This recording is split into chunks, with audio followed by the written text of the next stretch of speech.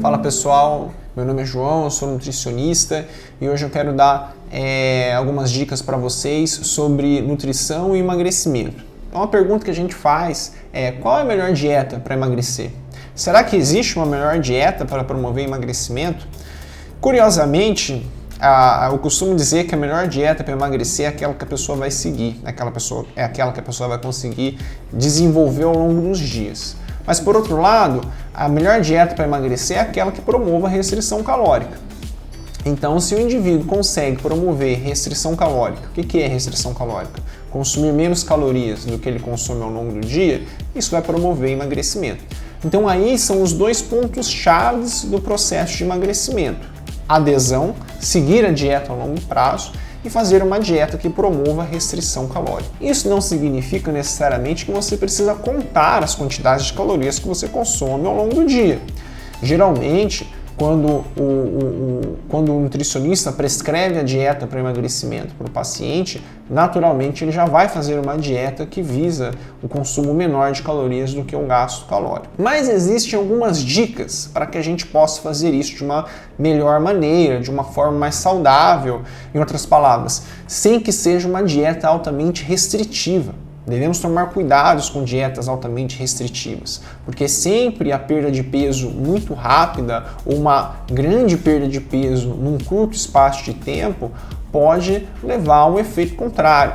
O indivíduo acaba ganhando todo esse peso que ele perdeu muito rapidamente. Então, quais são as dicas que a gente pode dar para que tenha uma perda de peso sustentável e mantida ao longo do tempo? Então, em primeiro lugar, é importante entender, precisamos ter restrição calórica, mas essa restrição calórica não pode ser severa, porque se for severa, isso pode levar a que o indivíduo fique muito fraco, não consiga fazer exercício, possa até passar mal ao longo do dia.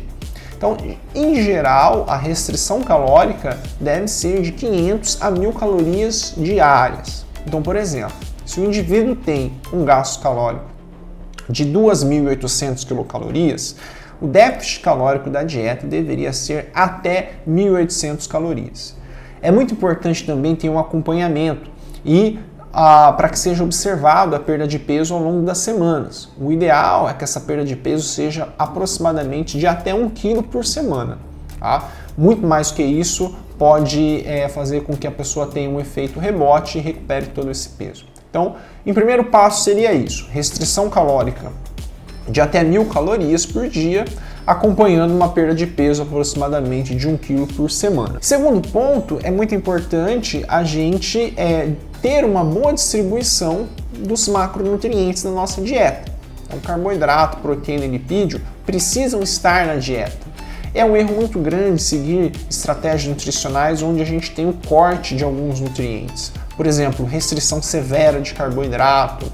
Isso não é interessante porque nós precisamos lembrar que os alimentos, eles compõem vários nutrientes. Vários nutrientes a gente encontra nos alimentos. Então, a partir do momento que eu faço uma restrição de um certo grupo alimentar, por exemplo, de carboidrato, eu vou restringir alimentos que têm carboidrato, mas que também têm outros nutrientes. E eu posso ter a deficiência desses outros nutrientes indiretamente. Então, a gente tem que ter em mente isso.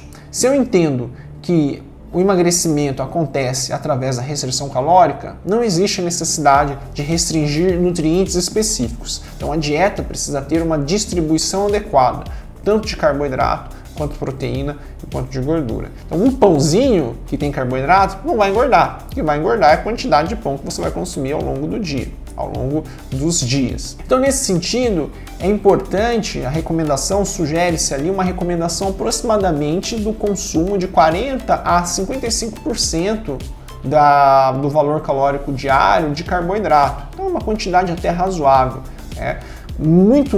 Reduzir muito carboidrato, abaixo de 40%, pode deixar a dieta muito severa, muito difícil de ser seguido a longo prazo, e isso pode levar à desistência do programa nutricional. Bom, então é muito importante também a gente pensar na distribuição dos nutrientes. Então, o carboidrato ele acaba sendo bastante importante, como nós já falamos, lipídios, e a proteína também vale muito a pena a gente pensar nesse nutriente numa dieta de emagrecimento, porque é com a proteína que vai ajudar principalmente a manutenção da massa magra. tudo bem? Então, geralmente a recomendação de proteína a gente acaba não fazendo por percentual, mas sim em gramas por quilo de peso. Nesse sentido, no processo de perda de peso, recomenda-se a ingestão aproximadamente de 1,6 a 2,2 gramas de proteína por quilo de peso. Além de toda essa preocupação com a quantidade calórica, com a distribuição dos macronutrientes, também é necessário a gente pensar na qualidade da alimentação. Então, nesse sentido, é importante a gente tentar comer menos alimentos ultraprocessados e aumentar o consumo de alimentos naturais. Na prática é aquele ditado, desembale menos e descasque mais. Quando a gente faz essa estratégia, a saúde tem muito a ganhar, tá certo? Então, dentro do programa de emagrecimento, é muito importante que a gente pense em ter uma alimentação mais natural possível. Alimentos ultraprocessados, em geral, têm grande quantidade calórica, são altamente palatáveis e isso estimula o consumo ainda mais de calorias. Então, esse grupo de alimentos devem ser evitados ao longo de um processo de emagrecimento. Por fim, também, vale a pena a gente destacar que talvez uma estratégia importante seria alterar os períodos de restrição calórica. Então, para que a dieta não fique muito difícil, até mesmo para tentar evitar algumas adaptações fisiológicas que acontecem ao longo do processo de emagrecimento, recomenda-se, por exemplo, que os indivíduos façam um determinado período de dieta de restrição calórica. Isso pode durar algumas semanas, 8, 10, 12 semanas aproximadamente, e depois fique um outro período com uma dieta normocalórica. Essa dieta nesse período normocalórico deveria ser uma dieta ainda pensando na distribuição adequada dos macronutrientes e ainda pensando numa alimentação de boa qualidade. Mas parece que alterar os períodos de restrição calórica acabam sendo mais importantes do que ficar ao longo do tempo só em restrição. Isso ajuda a prevenir as adaptações fisiológicas que acontecem no nosso corpo. Por fim, também a gente já discutiu que é muito importante a prática de exercício. E dentro do processo de emagrecimento, tanto a prática do exercício aeróbico como a musculação acabam sendo bastante importantes. Por último, então, a adesão. Esse é o fator mais importante para que a dieta dê resultado e que o emagrecimento aconteça. Bom, então, espero que vocês tenham gostado desse vídeo e não esqueçam de deixar o like de vocês, os seus comentários e se inscrevam no canal para receber mais dicas como essa. Muito obrigado e até o próximo.